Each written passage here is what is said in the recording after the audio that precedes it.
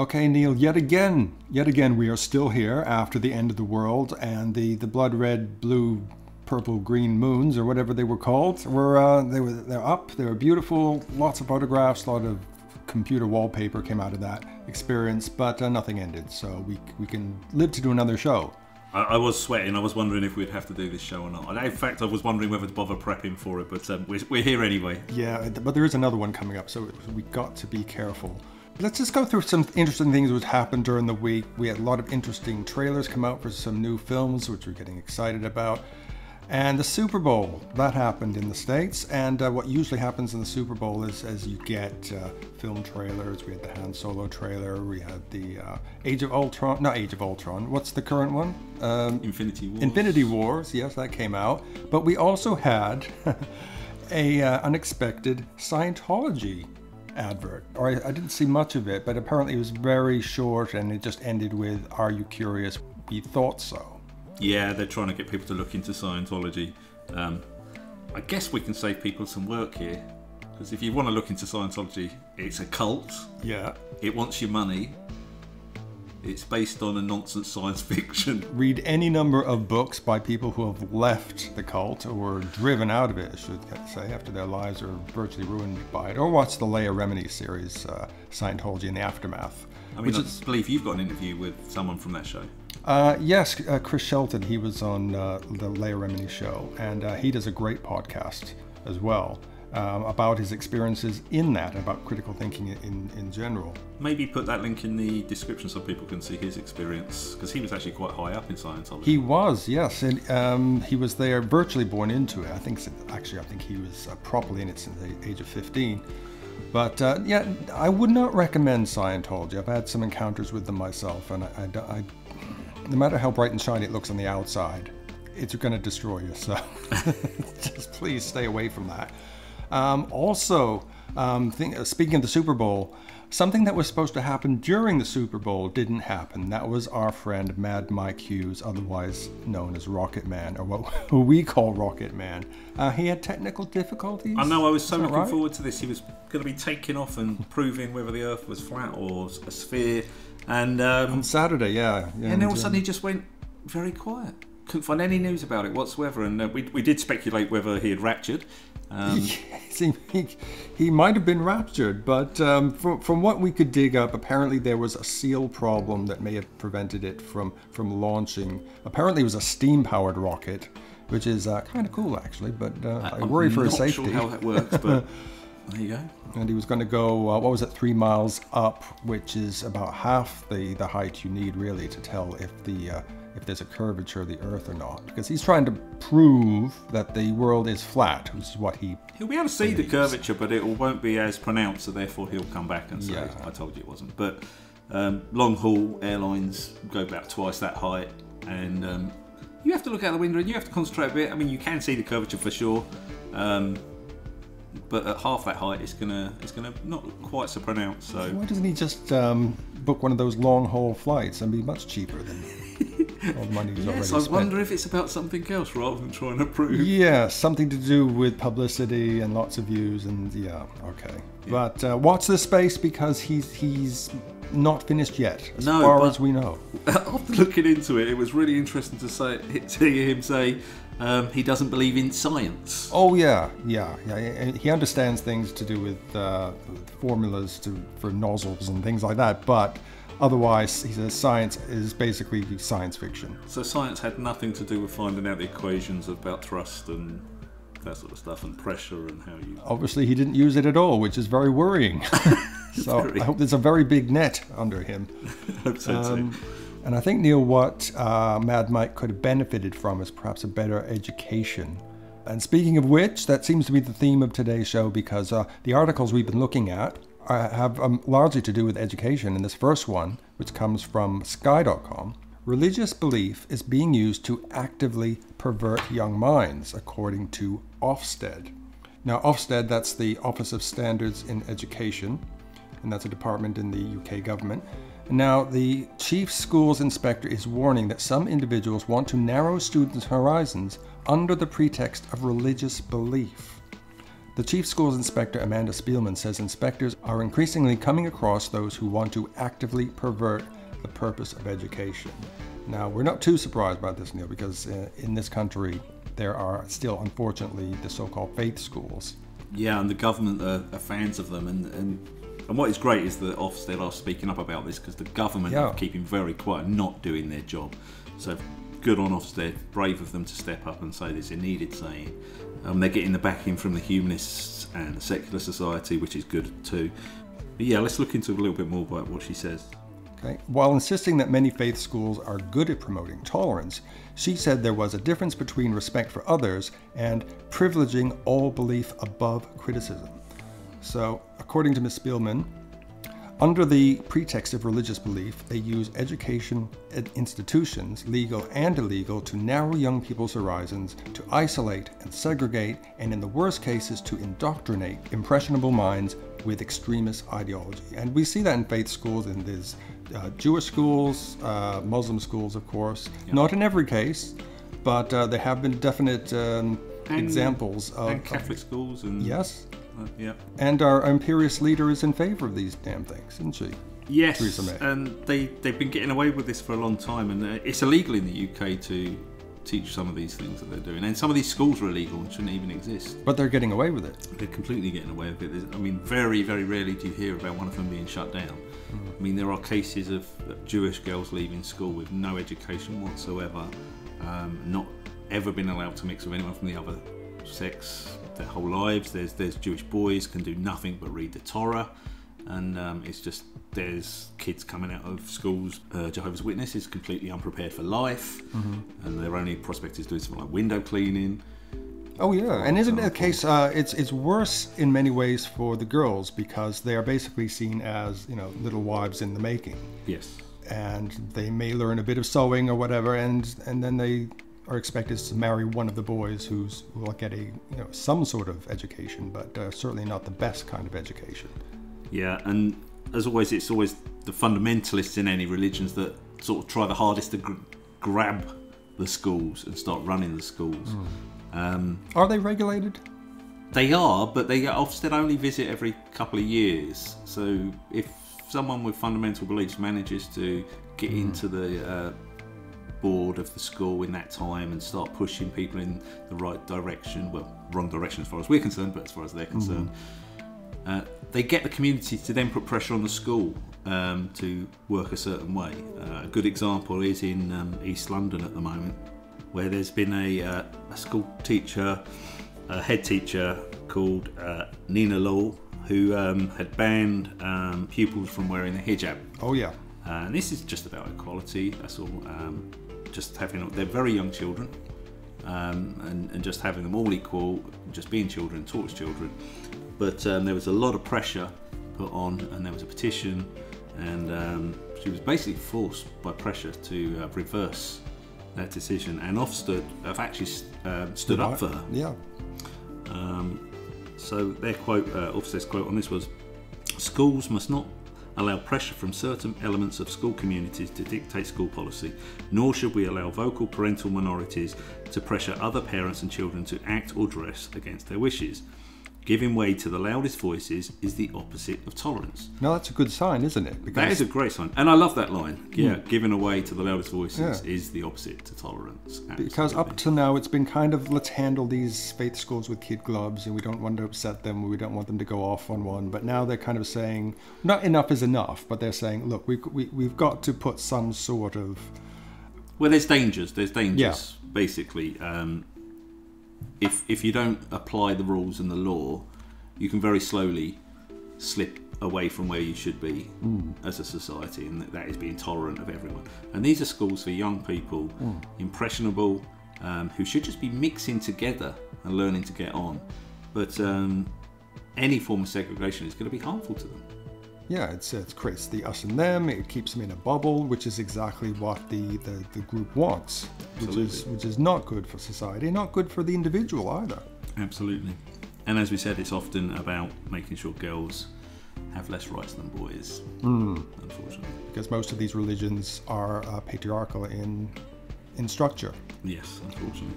And this brings us along to something very similar and just as worrying from patheos.com. Science education. Teaching children creationism is child abuse. Teaching children that the Earth is only 6,000 years old, that human beings and dinosaurs lived on the Earth at the same time, and that the story of Noah's Ark is true, constitutes intellectual child abuse, according to this article. Every child deserves an education. However, many children in the US and around the world are denied an education in the name of religious superstition. In the US, some children are denied a science education because they are being homeschooled or attend Christian schools that fail to teach the facts of basic biology, like evolution. It's still a problem, and especially now with the government they got in there. And it's going to become a bigger problem. I mean, if we don't equip kids now with critical thinking skills and understanding science, the world's moving at such a quick pace now, they are going to be left behind big time when they get older. And I absolutely agree that teaching kids falsehoods like the Earth is 6,000 years older than dinosaurs and that lived with humans is intellectual child abuse. That's intellectual child abuse. Teaching them stories of Noah's Ark, which says basically one person was right to commit mass genocide of everyone on the Earth and every animal on the Earth apart from a few in a boat. It's not just intellectual child abuse, it's mental child abuse, it's mental harm. So I'm with this completely. The leading proponent of creationism is Ken Ham, the article goes on to say. He is the founder of Answers in Genesis. This is an organization devoted to teaching and promoting the false notion that biblical creationism is legitimate scientific theory. Now, the problem with Ken Ham is that he gets a hell of a lot of money to make these things like the Ark Park. School kids get bussed in there, and they might go just because it's animals and Noah's Ark and animatronic dinosaurs and all that. But if you go to one of these places, I've not actually been, but there are placards on the wall saying, man's law versus God's law, and all this indoctrination, which is obviously what he's all about. And it's not just Ken Ham. You got Vice President Mike Pence. He believes in creationism. He thinks it should be taught in schools. When he was a congressman, he made it very clear that he opposed evolution and claimed that creationism, or rather intelligent design, is what they try to palm it off as now, is the only rational explanation for the known universe. This is the guy who is now... he's the one running he's the right arm, he's the man behind Trump turning the evangelical wheel, isn't he? Yes. We think he's pulling all the strings, definitely. But I love the line, he opposes evolution. I mean, that's absolutely brilliant. And in a way, let's think about it. You could actually say that he is stopping human evolution by making people dickers. Unfortunately, well, not thick. Let's say ignorant, because if he had his own way, our brains would shrink, not grow. So that's which I guess would be an evolution of a certain type. that's true. But what's interesting about Ken Ham, what people got to know about Ken Ham, he does make a lot of money out of this. He charges a ton of money for his tours and stuff and talks. And he's the man who said, when asked the question, what would change your mind? What evidence would change your mind? He said none. So anyone who says they won't take evidence on board, you can just dismiss them, and they're worthless to this world, basically. Yeah. But when you're trying to impart it onto children, okay, if it's your own family, then that's your right, I suppose. But when it's children in mass, I mean, there's something very wrong about that. It is, and again, it goes back to the thing: you're not preparing them for life. You're leading to I don't know, maybe they could get bullied because the poor kids are going to come into a situation and they're going to look really dumb to people around them, and I hope they don't get bullied, but they might. It's just not good for society, is it? And we often wonder why are believers, not necessarily Christians, could be Muslims, could be other people who believe in creationism, why are they so upset by the idea that might not be real, and that the scientific answer is the correct answer. The article actually succinctly explains this. It says, the fact is, for many, once biblical creationism is rejected, Christianity unravels. There is no Adam and Eve, no original sin, and no need for redemption through the blood of Jesus Christ. So basically, in terms of Christianity anyway, everything unravels. Which is great news, because it has unravelled, and we have proved it to be completely false in every one of its hypotheses of how the world started and how humans got here. So there you go. There was no Adam and Eve. There is no original sin. There is no need for redemption through the blood of Christ. Enjoy your lives, people. Yeah. The problem is, I think that they know, some of them know that, and they know that, you know, science has got the edge. You know, we have got hard evidence. They got the fossils. We've got what's under the microscope. They don't have anything other than faith. And I think they know that, and they know that they're losing. But they want the world to be this specific way, and this undergirds it, and they have to keep that going. Yeah, they have to, because I actually do admire them for this. They are the most honest Christians, that if you don't believe in creation, if you accept creationism is wrong, it does basically make the rest of the Bible fall down on itself, because it is the foundation of the whole thing. Yeah. So well, they're trying real hard. And this reminds me, Neil, on the Talk Beliefs Twitter, we have a poll at the moment. It's a new poll. Do you think that teaching creationism to children is tantamount to child abuse? I thought, in the light of this article, we'll do a poll. So we did that. And it's been going for a few days, and we've got 82 votes at the moment, and 78% say yes, it is abuse, and 22% say no, it's not. And when I look at pretty much every poll in the world, there seems to be a roughly 18 to 22% of people who seem to have some very backward thinking. Yeah. I call them the 20%ers. But yeah, that's an encouraging stat, that the most 78% of people think it is harmful. Yeah, and I've still got 5 days left, so if you want to get in there, it's at Talk Beliefs. And if you haven't already followed, please follow Talk Beliefs YouTube channel, Twitter, and you'll find the poll pinned right to the top. And I'd be very happy indeed if you followed. Okay, and keeping on theme of education, you've heard of Franklin Graham, have you? Son of the famous evangelist Billy Graham, who's now about 99 years old. Well, he's not in favor of people having a proper science education. I think he's a creationist as well. Well, he's coming to Britain, Neil, and he's coming to preach despite many, many protests that he stay away. And the reason is because he's known for his anti-gay, anti-Muslim, pro-life tirades. He's pro-Trump as well.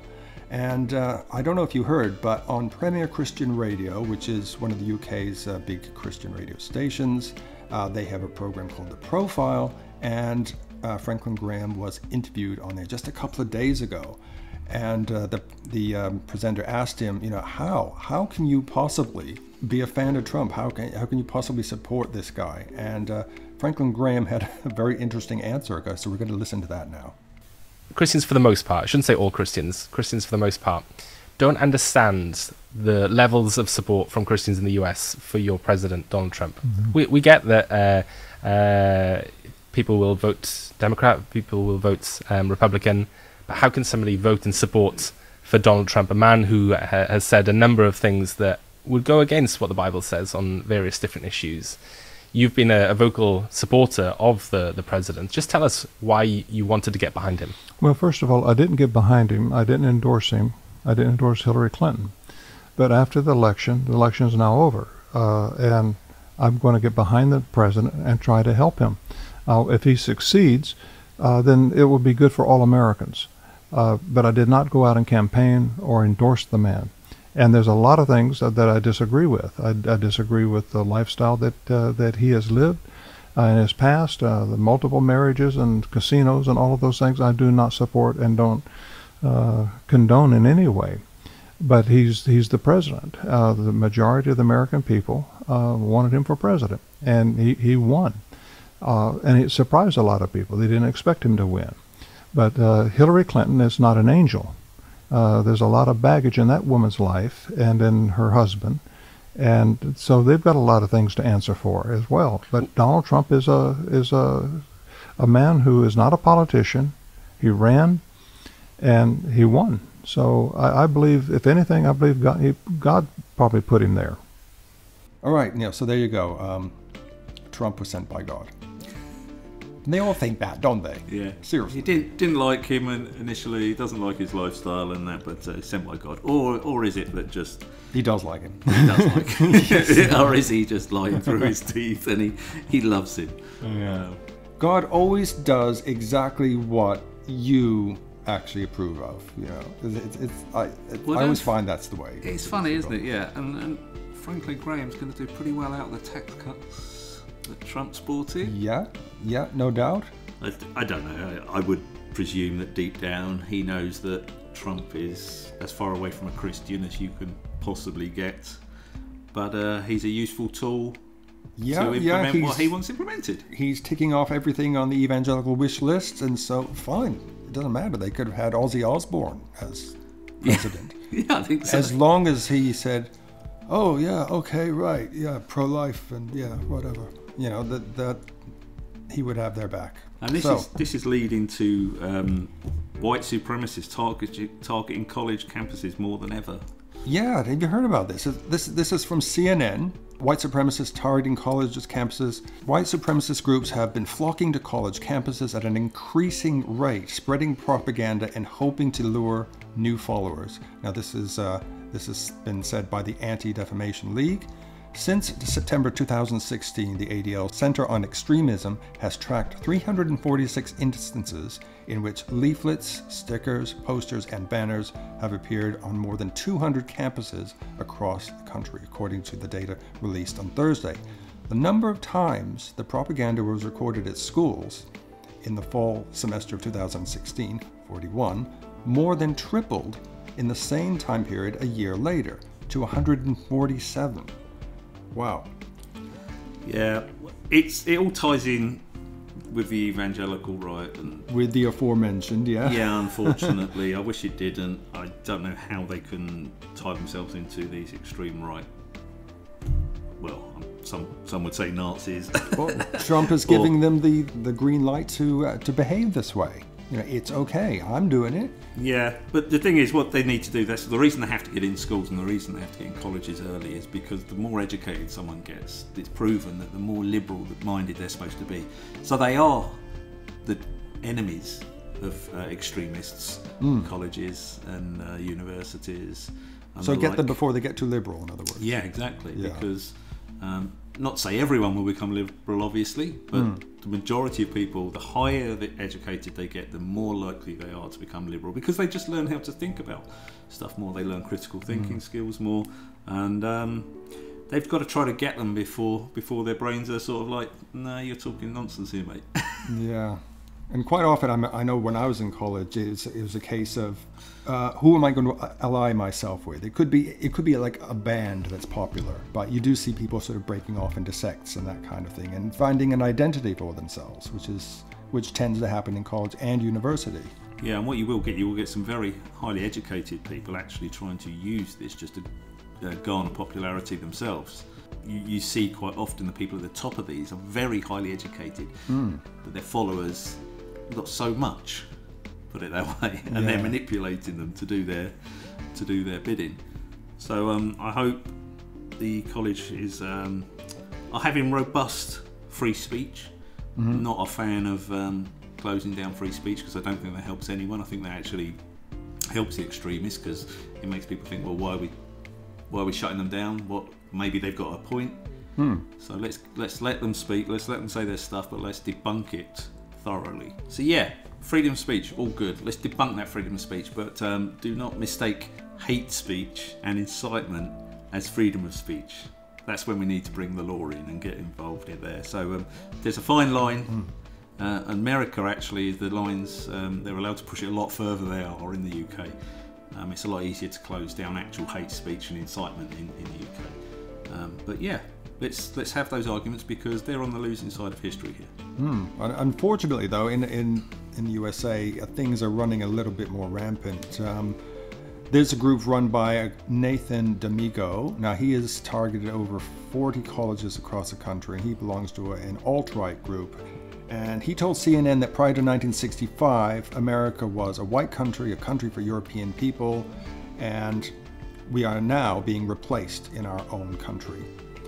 And that is not strictly true, because if we look at the racial and ethnic demographics of the United States between 1910 and 2010, we see that really, since 1960, the white population has been around about 89%, and for instance, the black population is between 10.7 and 10.5. And yes, there is a little bit of an increase, but there certainly hasn't been an absolute white majority.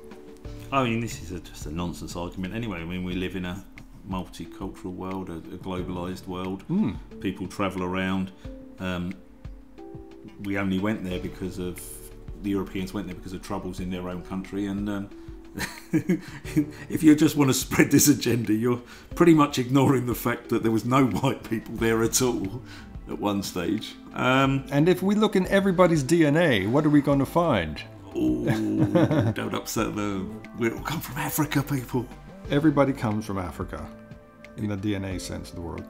Okay, so that's a bit of an upsetting note to end on, but unfortunately, with people like Trump, in the world, and this rising sort of alt-right that we're getting, we're going to see more and more of this.